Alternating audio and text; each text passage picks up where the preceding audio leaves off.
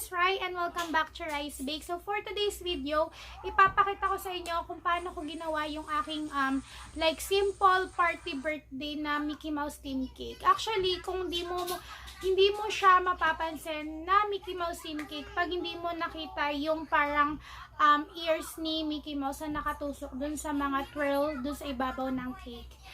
It's just a simple white chocolate flavored cake na may mga sprinkle all over sa gilid ng cake.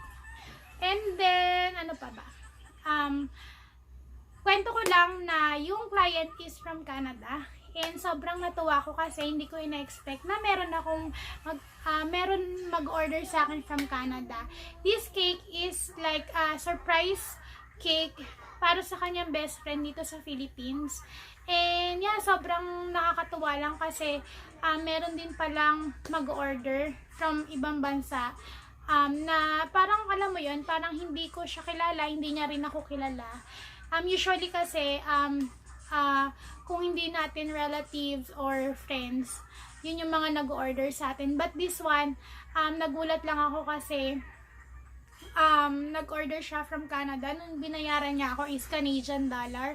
So, napag-isip ko na, ay, teka, from Canada ata to. And then, yun nga, na-surprise ako kasi nga, possible pala na may ganun na may mag-order sa'yo na hindi mo din kakilala.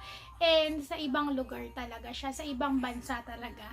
So, that's it. Naikwento ko lang and kasi natuwa ko talaga. So, that's it. If you're new to my channel, please don't forget to subscribe and please don't forget to hit the bell button para ma-notify kayo sa mga bagong videos ko. So, tara, pakita ko na sa inyo kung paano ko ginawa tong cake na to. Bye-bye!